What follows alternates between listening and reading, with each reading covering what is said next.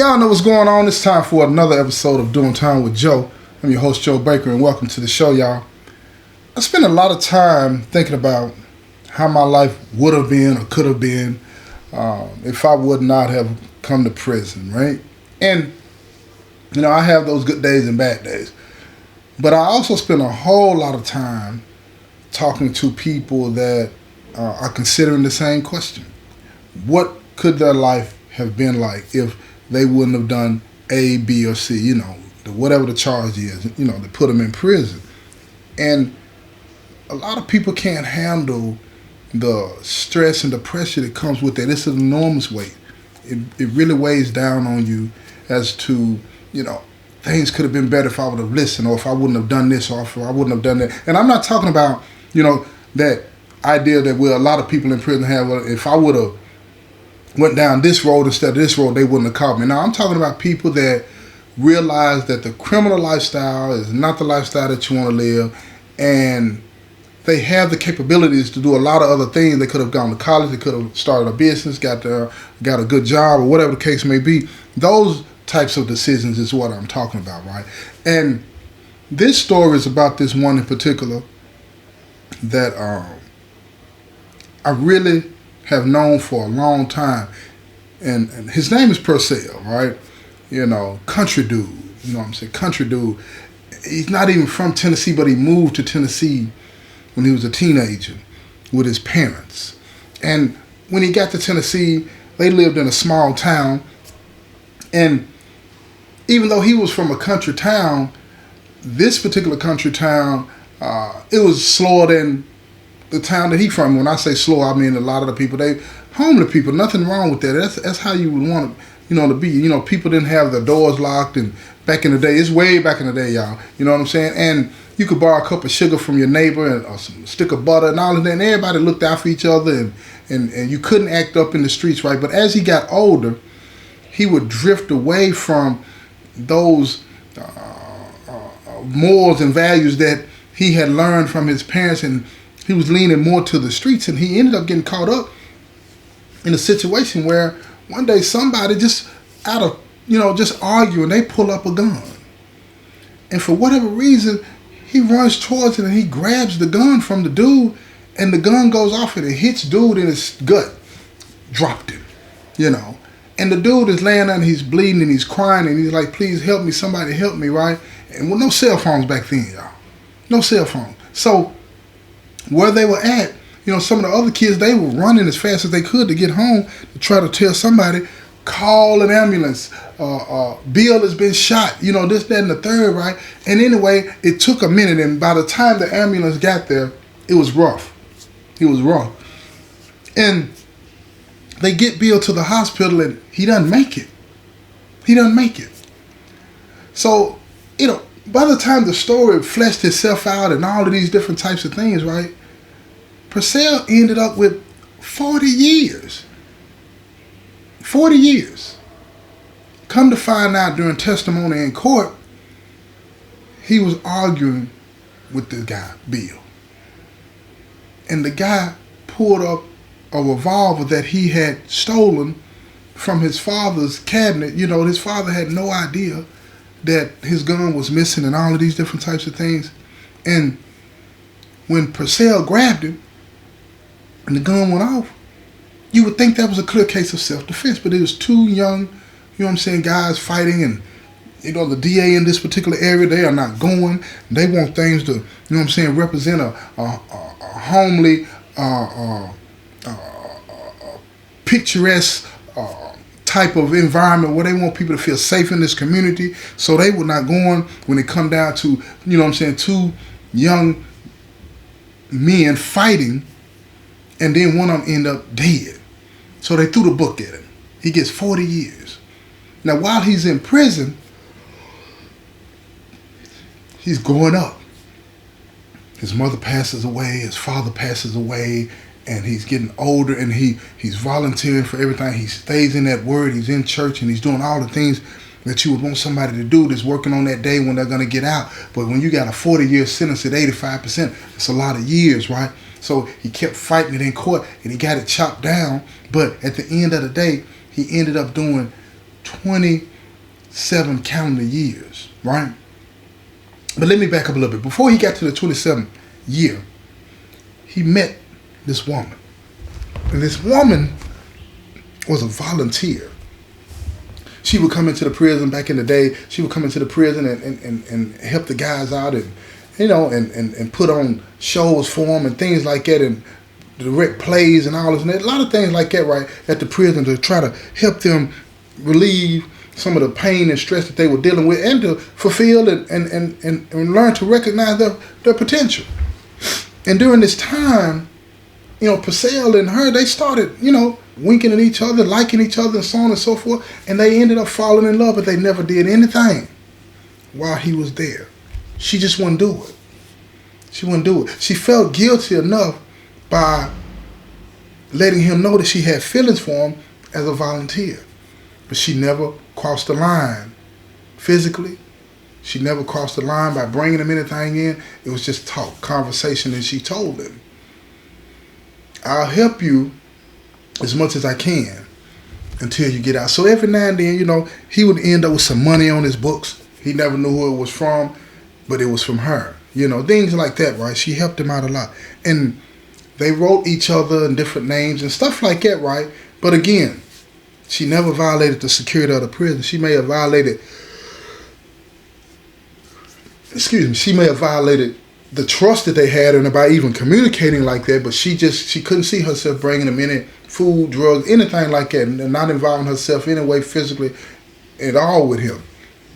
So something happened, and she ended up moving out of state. And when she moved away from the state, she kept in touch with him.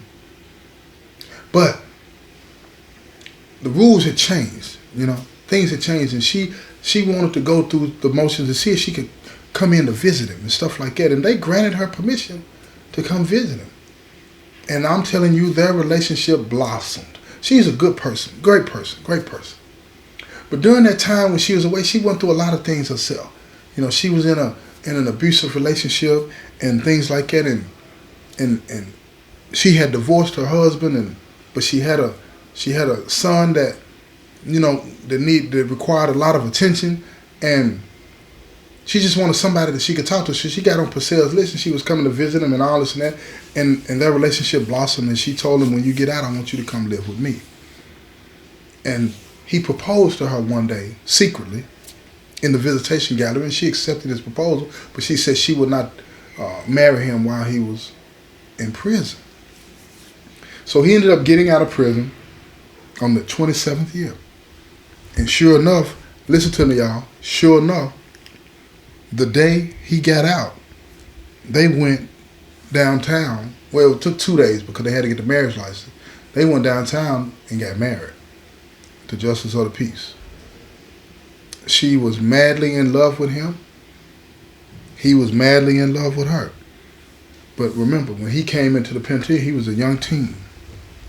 Hadn't lived at all. Now he's out after 27 calendar years in prison. And he had been in prison working out, he got that penitentiary body, and he got that flair about himself, and he's moving and grooving. So he's going around, he's giving a lot of speeches, talking to a lot of at-risk youth, talking to them about, the avoiding crime and staying away from people that can get you in situations that can get you caught up like he got caught up, and you end up in prison for the majority of your life, and all of these different types of things. And everybody is loving the contributions that he's making to the community because he's giving back. He's paid his debt and he's giving back. But one of the things that was going on the side, nobody realized that he was being propositioned by all different types of women, and he was taking them up on it. And they were involved in things, that made him violate his vows. He was having relationships with them. He was meeting them. When he would go out of town to give speeches, he'd meet him at his hotel and all this and that. And his wife, she's thinking that everything is great. Everything is fine. And one day he meets this woman. Now, don't get it twisted. A lot of these women knew he was married. They didn't care. But this particular woman that he met at a bar, like at one of those hotels, one of them fancy hotels, they got the bar and all this and that. he met this one woman that was way above him, way out of his league, so to speak, and way out of the league of all the other women that he had met. And some of these other women were very, very, professional, up there, right? But this one lady, there was something about her that drew him. And he pursued her. He didn't tell her that he was married. He pursued her. And when he finally was able to get her to agree to, involve herself with him, right? Listen to me, y'all.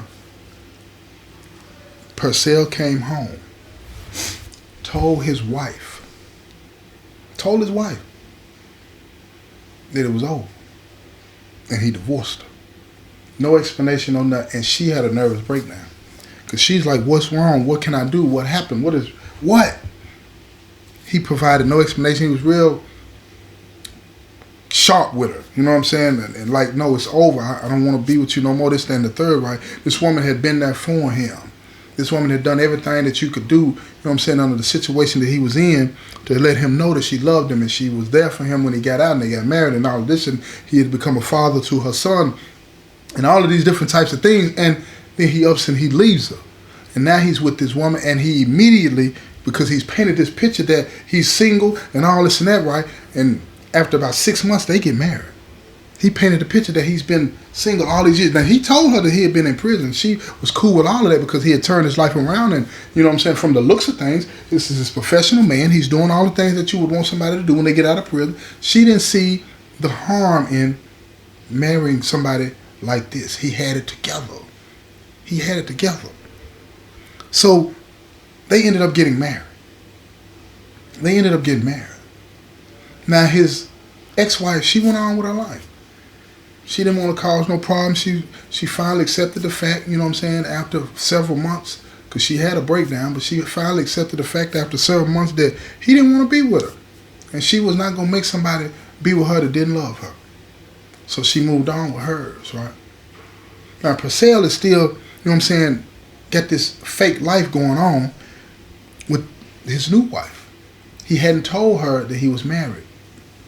So one day, while he's giving this speech, in the audience, and his new wife went with him, in the audience, listening to him give this great testimony, because it's a powerful testimony. At the end of it, this person, they recognized him. At the end of it, they wanted to meet him. They wanted to talk to him and say, hey, you remember me? I was one of those kids out there when you, got into it with Bob, and Bob ended up getting shot and dying and all of these different types of things and all this. And Purcell remembered the guy. And the guy had been keeping up with Purcell, while he was locked up and he got married and all this and that. And he's like, is this your wife? Is this the woman that helped you while you were in prison and all this and that, Because he had heard him, talk about this before, right? And his new wife looks at him like, what? Who is he talking about? Like, you told me you hadn't been married and all this and that. And he's getting confronted with this stuff right there and on the spot, and he doesn't know how to respond to it. So he panics, And he's disrespectful to the dude, tell the dude to leave him alone. He don't ever want to talk to him again. You're trying to mess up his home and all this and that. So she's looking at him like, wait a minute. I didn't know he had this side in him. I didn't know that. He showed her something that she hadn't seen before. And this is when you should pay attention to people, right? You learn how a person is under duress. When he was confronted with a truth of his life, out of no harm or disrespect, by somebody that was just trying to wish him well, and he wanted to continue to hide that fact that he was being deceitful to his new wife, he became aggressive. Shut off. And when she saw that, light bulb moment, she just remembered it. So time goes on, he's living with all of this pressure. Because when you're hiding stuff, that's a lot of weight on your back, y'all, a lot of pressure on you. You got to learn to adapt to it and adjust to it. And so you start to live your life within these boundaries that restrict you from being able to be fully grown. And when I say fully grown, what I mean is free. Free from lies and deception. So he's going on about his life. And because of this stress, he doesn't realize it subconsciously. He's been triggered. And as he was being triggered again and again over and over, it reflected in his behavior. When a person is triggered, they do things, to relieve that tension, that anxiety that they're feeling. So he started to do what? Have an affair with another woman and another woman and another one. Back to the same old tricks. Back to the same old dirty tricks. Same thing he did to his first wife. So he's messing around with all these different women and all this and that. And now he's in a whole nother state giving a speech, and he's got this girl this woman rather, that he's really, really fond of. Really fond of. But see, here's the thing. She's got this daughter. She's got this daughter. And she's young. She's not grown, y'all. But she's got a grown woman's body. If that makes any sense to you, okay? And he knows better. He knows better. But see, let me tell you what happens. See, this is how life will do you. See, he had been drinking, and he's at this other woman's house in another state where he's supposed to be giving a speech, you know what I'm saying, away from his wife. His wife, she's got her own professional career, so she's doing her thing, expecting her husband to come home, you know what I'm saying, that next week and tell her all about his trip. But here he is in this other state, and he messes around with this other woman that has this daughter look here, the daughter is almost identical to her in looks, everything, but she's a child. So in the midst of him being drunk, this young girl comes into the room, and he sees her. And while he's drunk, he thinks it's the woman that he's been messing with, this girl's mother. So he grabs her and he kissing on her and all this and that. And the young girl is frightened out of her mind. And he doesn't even realize in his drunken stupor that this is a kid. You understand? So he aggressively throws her on the bed and starts to touch on her. Things that you would do with somebody that you love and care about, right? You understand what I'm trying to say to y'all? Do you understand? Are you following me? And this young girl is laying there, she's frozen because she's never experienced anything like this. Don't matter, she got a grown woman body. She ain't never done no grown person things. You understand what I'm trying to tell you? And she screams out for her mother. But her mother's not there, but the neighbor hears it. And he runs to the house and he sees Purcell touching on her and this girl and doing things or trying to do things to this girl. He rushes in and he knocks him off of her, and they end up getting into a fight. Purcell, for 1 minute, he has some clarity. He wakes, you know what I'm saying? He comes to his senses and he pushes the man off him. He looks at the girl and then all of a sudden he realizes, ding, ding, ding, wait a minute, this is her daughter. He runs to his car and he speeds away. And he gets out of town and he gets back to the state that he lives in. Wait a minute, y'all. Wait a minute. That ain't it. He gets back to Tennessee. He thinks everything is fine because 1 week goes by, 2 weeks go by, nothing happens. Because like when you're living in the shadows like that, you create these different identities and you don't tell everybody the truth. You may tell them your phone number and emails and stuff like that. So he promptly changes his phone number. He gets another phone, tells his wife that he broke his phone. He changes his email address, whatever, because she trusts him, she believes it. So she ain't thinking nothing about it, right? And it's in a whole nother state. His face is flashing all up on the TV screens and all this and that, right? With the fake name that he's giving everybody. But ain't nobody said nothing to him. But wait a minute, when you out on parole, you got to report to your PO. And he reports to his PO. His PO said, is there anything going on? And he was like, nah, everything is straight. See, because he never actually, listen to me, this is a legal distinction that you need to know about because it's going to matter. He never actually has sex with this girl. He found her, touched her, you know what I'm saying, inappropriately and more than he should have. In any situation, you understand what I'm trying to tell you? You feel me? He didn't penetrate her with his but he did with his fingers. You understand me? Just as bad if you ask me. But anyway, another debate. But here we go. This is the thing. Don't nobody know he did it. Don't nobody know he did it. And he thinks he's gotten away with it. So for a minute, he straightens up. And he stops all of the running around and messing around on his wife because he's afraid. He's afraid. But there's more to this, right? And you're going to have to tune in to the next episode to get it, okay? This has been another episode of Doing Time with Joe. I'm your host, Joe Baker, and welcome to the show. Let me do that again for y'all. This has been another episode of Doing Time with Joe. I'm your host, Joe Baker, and I say peace, y'all. I'm getting